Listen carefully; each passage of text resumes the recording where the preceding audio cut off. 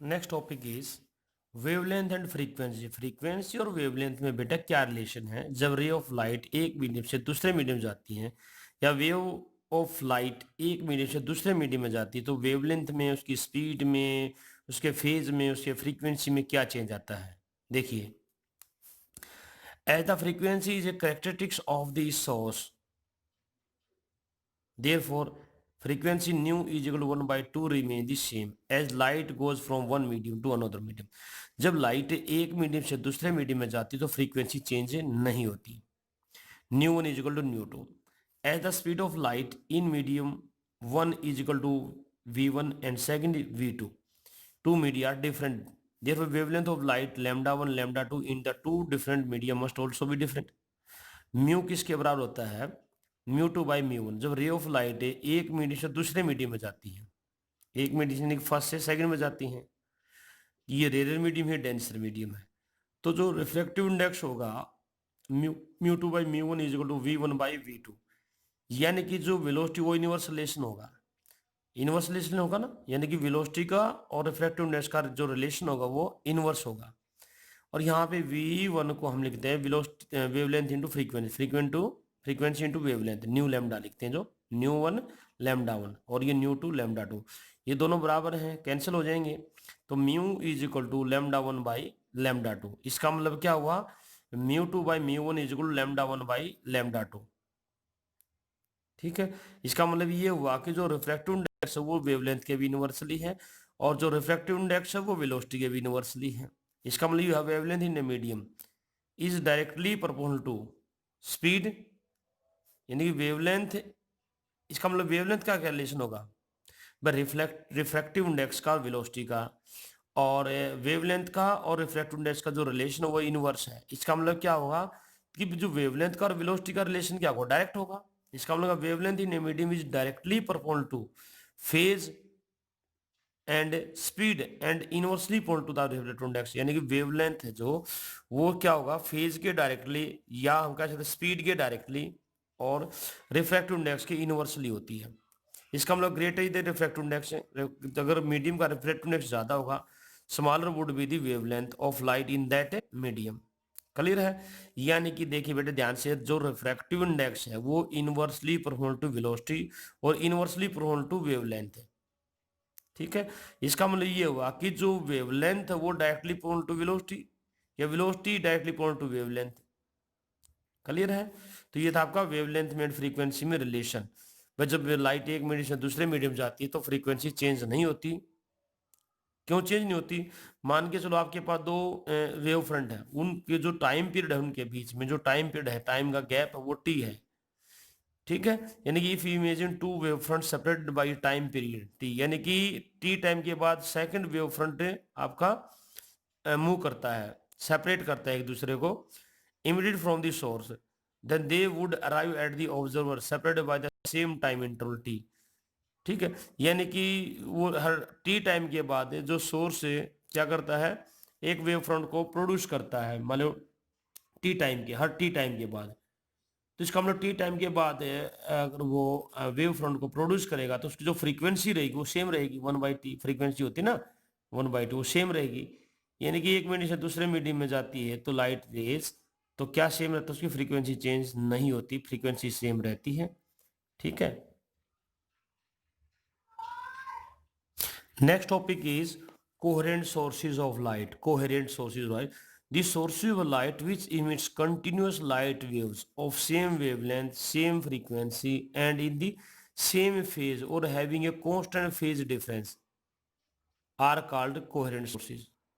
भाई वो source coherent होंगे अगर वो कंटिन्यूस लाइट वेव्स को क्या करते हैं? इमिट करते हैं, जिसकी वेवलेंथ भी सेम हो, फ्रीक्वेंसी भी सेम हो और सेम फेज हो, फेज भी सेम हो, या हम कहते हैं कांस्टेंट फेज डिफरेंस। ये constant phase difference are called coherent sources. यानी जो फेज है वो क्या हो? कांस्टेंट हो बेटा आपका। ठीक है, सेम फेज हो, या फेज डिफरेंस यानी कि एक लाइट वेव में दूसरी लाइट वेव में, फिर थर्ड में, यानी अलग अलग देखा जाए तो जो फेज है वो फेज डिफरेंस है वो क्या हो? कांस्टेंट हो आपका, या वो सेम फेज के अंदर हो। The phase difference phi between light waves at a given time and at a given position is the sum of the जो जो फेज होता है आपका फेज डिफरेंस फाई वो किसके बराबर होता है? Initial phase difference between two source A and B. जो ए और बी दो सोर्स है उनके बीच में जो इनिशियल फेज डिफरेंस क्या होता है वो, और phase difference on account of difference in path, जो उनके पाथ ट्रेवल्ड के कारण जो लाइट वेव जाती है सोर्स ए और बी से, वो पाथ जो कवर करती है उस पाथ के बेसिस के ऊपर जो पाथ डिफरेंस के कारण जो फेज डिफरेंस डेवलप होता है, इंट्रोड्यूस होता है, वो फेज डिफरेंस और जो इनिशियल फेज डिफरेंस होता है उन दोनों का जो टोटल होता है वो हमारे पास क्या होता है? Phase difference phi. ठीक है, तो जो जो इनिशियल फेज हमारा वो चेंज नहीं होता, the latter does not change with time or for a given point P, hence initial phase difference between source must be constant. जो इनिशियल फेज डिफरेंस है two source must be constant. The latter does not change with time for a given point P, जो बाद वाला जो phase difference वो change नहीं होना चाहिए, वो कांस्टेंट रहना चाहिए आपका।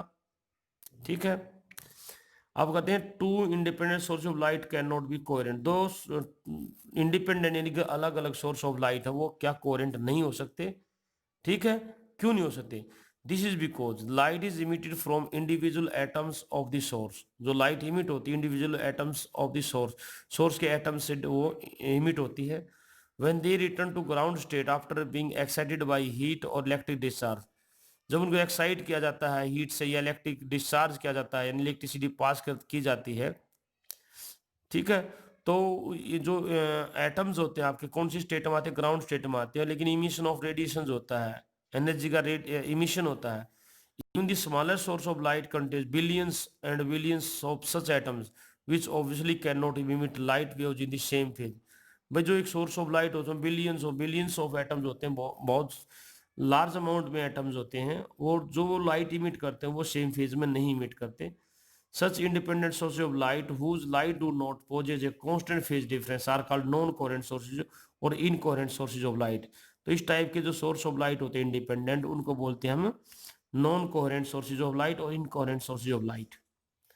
To coherent light sources can be obtained from a single source by reflection, refraction et cetera. यानी कि दो कोहेरेंट सोर्स हम ऑब्टेन कर सकते हैं सिंगल सोर्स से, किसके द्वारा? रिफ्लेक्शन से, रिफ्रैक्शन ऑफ लाइट से। This is because all the random phase, क्यों ऐसा क्यों होता है? जो फेज चेंज होता है ना इन द पेरेंट सोर्स, वो repeated in the image, image के अंदर वो रिपीट हो जाता है, so that relative phase difference between the to remains constant at all the times. जो एक बार फेज चेंज होता है पेरेंट सोर्स से, जो फेज चेंज हो जाता है उतना ही फेज चेंज कहाँ चेंज हो जाता है? रिपीट हो जाता है इमेज सोर्स में, जिसके कारण जो रिलेटिव फेज डिफरेंस होता हो वो दोनों के बीच में क्या रहता है? कांस्टेंट रहता है। In practice coherence in interference is obtained by division of wave front. जो कोहेरेंट सोर्स हम ऑब्टेन कर सकते हैं by division of wave front, Young double slit experiment में, या division of amplitude such as a case of thin films. Thin films के case में भी हम उसको ऑब्टेन कर सकते हैं कोहेरेंट सोर्स को। Condition for obtaining two coherent sources of light, क्या क्या कंडीशन होनी चाहिए? The coherent source of light should obtain from a single source से प्रोड्यूस किए जाने चाहिए। एक तो ट्रू सोर्स मोनोक्रोमेटिक होना चाहिए। Path difference light waves coming from two different coherent sources should be small, जो पाथ डिफरेंस है वो कम होना चाहिए, स्मॉल होना चाहिए। तो कंडीशन क्या है? तो पाथ डिफरेंस है वो लाइट वेव्स में जो पाथ डिफरेंस है स्मॉल होना चाहिए। जो two sources should give monochromatic light, monochromatic में सिंगल वेवलेंथ होनी चाहिए। ठीक है, द कोहेरेंट सोर्स को हम ऑब्टेन कर सकते हैं या source and its virtual image, source या उसकी इमेज से, वर्चुअल इमेज से। Two virtual images of the same source, two real images of the same source. ठीक है, तो इससे हम क्या कर सकते हैं? कोहेरेंट सोर्स को ऑब्टेन कर सकते हैं। नेक्स्ट आता है आपका interference of light. Interference of light, when there is a single source of light, distribution of light energy in surrounding medium is uniform in all direction. But when we have two coherent sources of light emitting continuous waves of same wavelength, same frequency and same phase and a constant phase difference are called a coherent sources। और जब हम interference of light की बात करते हैं इसमें क्या होता है बेटा? इंटरफेरेंस ऑफ लाइट में be defined as the redistribution of the energy, redistribution of light energy on account of the superposition of the light waves coming from two different coherent sources। That is known as interference of light.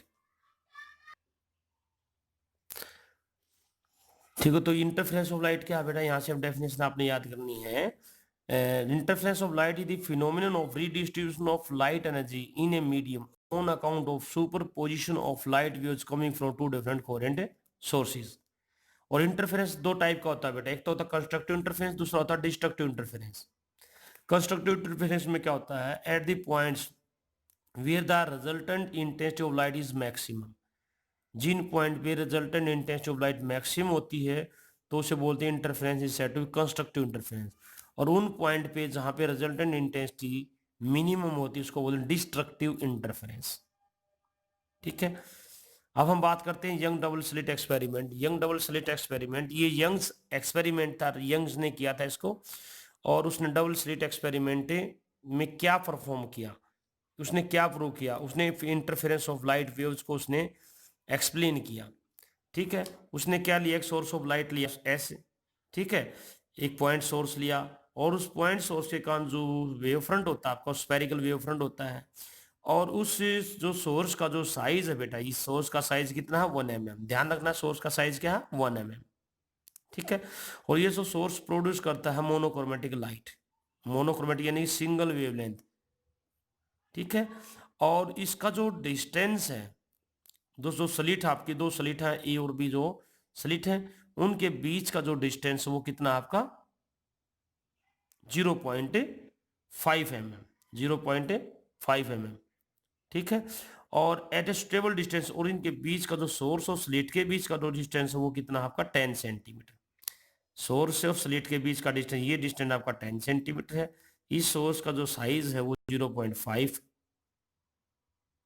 Source का जो size है वो क्या 1 mm है, इस 1 mm इसका size है।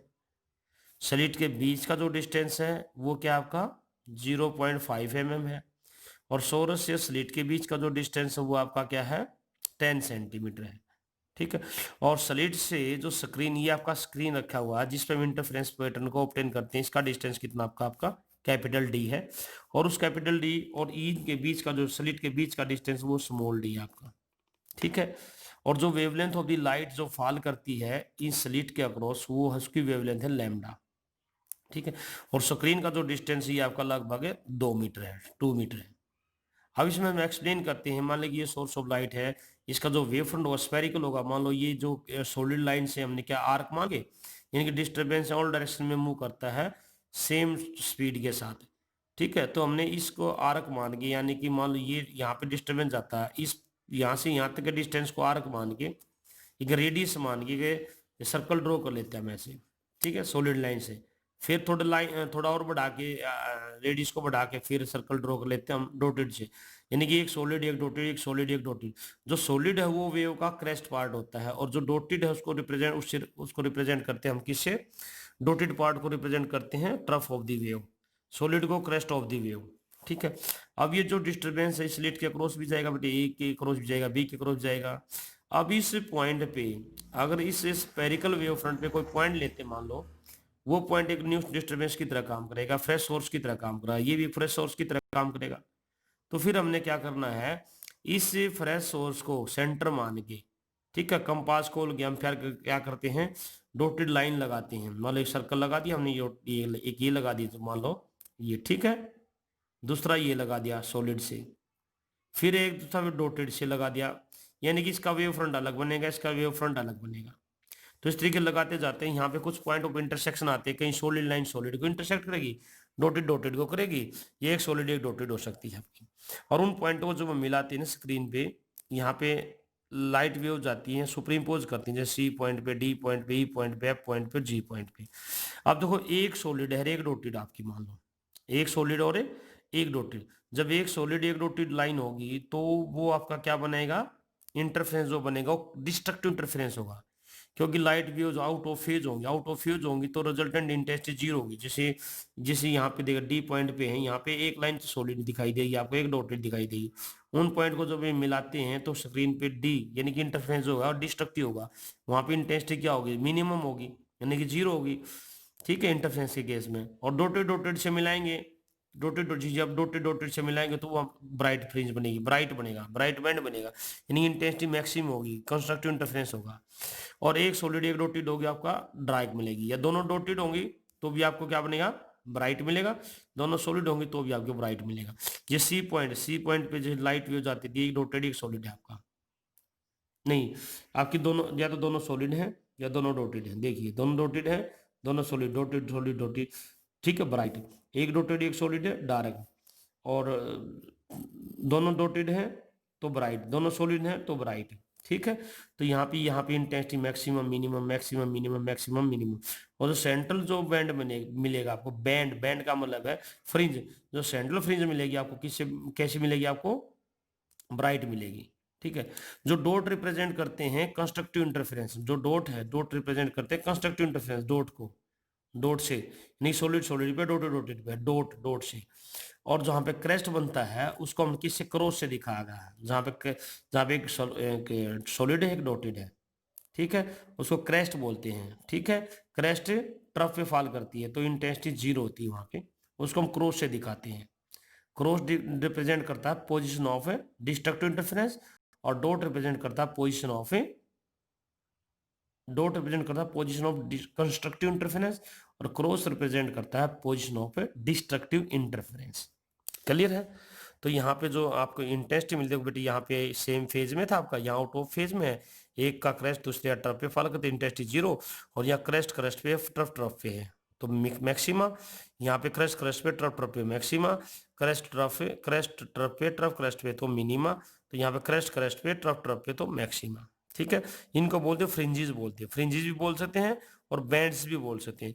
ये सुपरपोजिशन ऑफ वेव फ्रंट्स, ये superposition of the wave front, क्योंकि वेव फ्रंट आपस में इंटरसेक्शन करते हैं ना, वेव फ्रंट आपस में इंटरसेक्ट करते हैं तो उसको बोलते हैं superposition of the wave front. ये फ्रिंजेस बनते हैं स्क्रीन के ऊपर। और ये सुपरपोजिशन ऑफ द डिस्प्लेसमेंट्स, ये सुपरपोजिशन ऑफ डिस्प्लेसमेंट, क्योंकि जो वेव है हमारी, तो पार्टिकल वाइब्रेट करते हैं ना, जैसे पहली का वेव, इसका एम्पलीट्यूड, फिर सेकंड का एम्पलीट्यूड, थर्ड का एम्पलीट्यूड, तो superposition of the displacements wave की फॉर्म में दिखा रखा था, सुपरपोजिशन ऑफ द डिस्प्लेसमेंट्स, ठीक है। सुपरपोजिशन प्रिंसिपल हम इसमें यूज करते हैं, ठीक है। तो ये आपका यंग डबल स्लिट एक्सपेरिमेंट है बेटा, इसको बड़े ध्यान से समझना है। नेक्स्ट आता है बेटा आपका फ्रिंज विड्थ। फ्रिंज विड्थ क्या है, फ्रिंज विड्थ में be defined as the distance between the two consecutive और टू सक्सेसिव ब्राइट बैंड्स और dark bands on interference pattern of the waves on the screen. यानी दो लगातार ब्राइट बैंड है या दो लगातार आपके डार्क बैंड है, उनके बीच के डिस्टेंस को हम क्या बोलते हैं, फ्रिंज विड्थ। फ्रिंज विड्थ को हम बीटा से रिप्रेजेंट करते हैं, किसे करते हैं, बीटा से, ठीक है। किसे लिखते हैं, बीटा। अब देखिए इस डायग्राम में, देखिए बेटा आपका, जैसे ये आपका ब्राइट बैंड है, ये डार्क है, ब्राइट है, डार्क है, ब्राइट है, डार्क है, ब्राइट है। अब ये फर्स्ट ब्राइट है, मान लो ये सेकंड ब्राइट है, तो इनके बीच के जो डिस्टेंस होता है ना, उसको उसको बोलते हैं बीटा। क्या बोलते हैं हम, बीटा। ये भी बीटा आपका। या दो डार्क के सेंटर के बीच का डिस्टेंस होता है, दो डार्क के बीच के सेंटर का डिस्टेंस होता है, उसको भी हम बोलते हैं बीटा। ये बीटा क्लियर, लगातार होने चाहिए, चाहे आपके डार्क बैंड चाहे आपके ब्राइट बैंड है, उनके सेंटर के बीच का जो डिस्टेंस होता है उसको बीटा बोलते हैं, फ्रिंज विड्थ बोलते हैं, ठीक है। Thank you.